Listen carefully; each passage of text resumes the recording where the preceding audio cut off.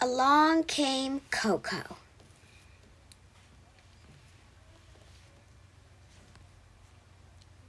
Coco Chanel was born in France in 1993. Coco currently days were spent not in the chilly city of paradise, but in the strict convents tucked away in the French countryside. Lived the French organ was never going to be a fashion affair. But Coco always tried her best to a little different in her dream. She imagined a new way of doing things.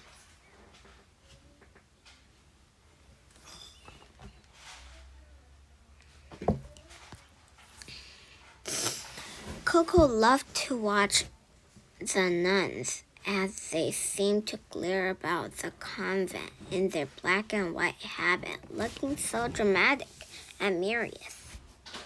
She wanted to dramatic and mysterious too. It was the convent where Coco learned the sewing skill that would later make her famous. But in the minion creature, charming little dolls for her friends of scrap, of overleft mattresses, she entirely herself with errant stories and fabulous dreams for her future. Coco was not so famous at following the rules, which was a pity because nuns love rules.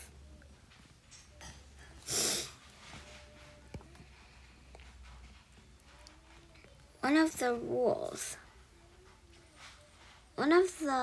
rules of the time was that hair must be brushed 100 strokes per day.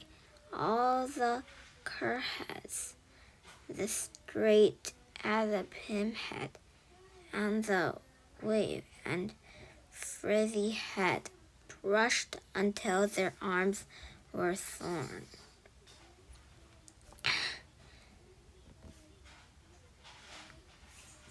What a naughty of a girl time, thought Coco. She imagined one day I will cut my hair so what I will barely need to brush it all.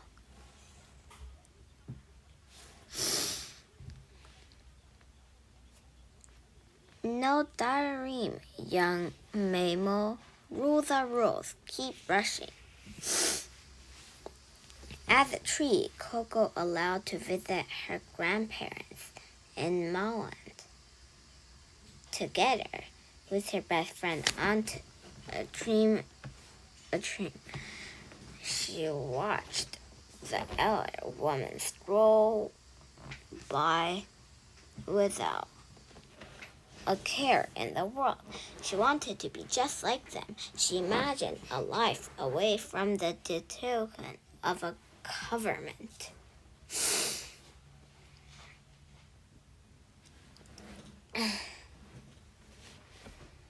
While visiting of anger, Coco watched as her Aunt Uza transformed store-bought hats into eye-catching creation, using ribbon, feather, and flowers. Coco had just caught a glimpse into her future. She knew she could make hats too.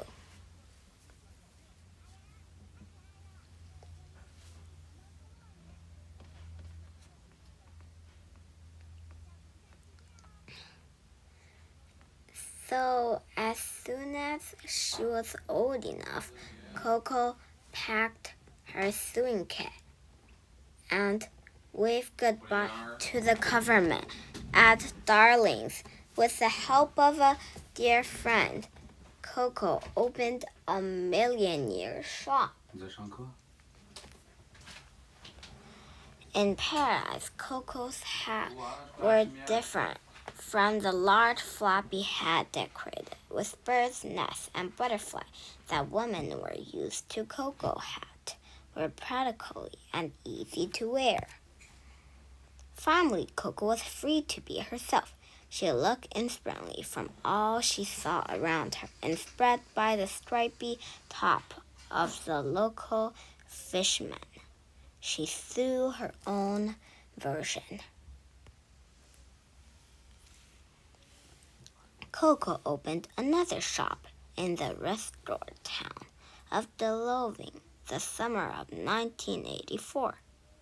1940 was a hot one, so when Coco noticed the light, those thrown warm by the message boys, she had an idea. She imagined that girls could be comfortable in the heat too, and voila, a very stylish and a modest swimsuit appeared in the beach. Not everyone was impressed, but Coco didn't mind. She created clothes as she needed them, so was one of the first diagram who knew exactly what women wanted.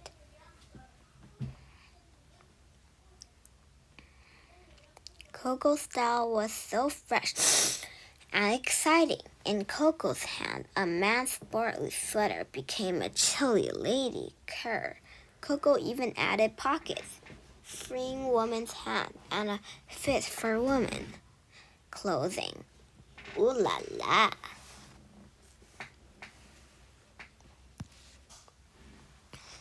Coco's shop in Paradise was It was so successful that she bought the whole building at 31 Route Cambon and turned it into one of the most fashionable addresses in Paris.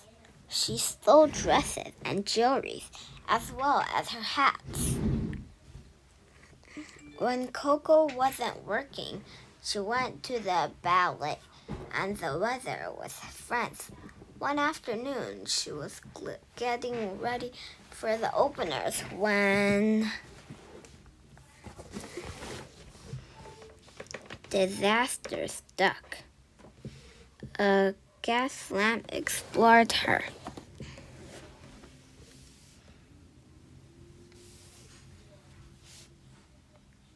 In her dressing room, destroying her pink dress and burning her hair.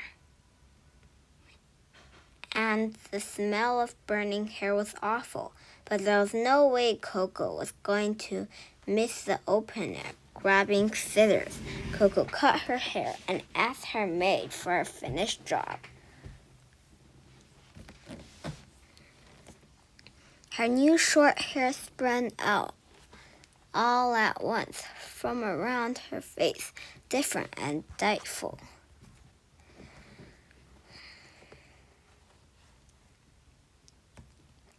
Now that Coco had fixed her hair, she needed to get dressed. But another rule of the time was that women should wear corsets. Imagine a very wide belt tied around your waist and laced tightly at the back. Now add some whalebone at the front of the side. Just make sure it is stiff and it's possible to get out. Don't let the silk cover, buttons, and lace ribbon fool you. There was nothing pretty about wearing a corset. Don't worry about breathing. That's why smelling salts are for. As for spelling, well, there are fainting couch for that. So Coco cut and sewed something never seen before and broke another rule, an evening dress with no cords and with very stitch. Coco changed the way women dressed forever.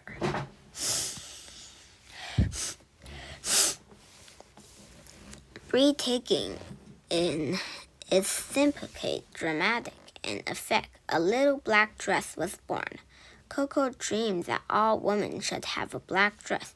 That evening, at the old patera, Coco was the belle of the ball. As for Cora, smelling salt and fainting couch, well, they became the last season, darling. Had there ever been a little French girl with such a big imagination who had made breaking the rules so good?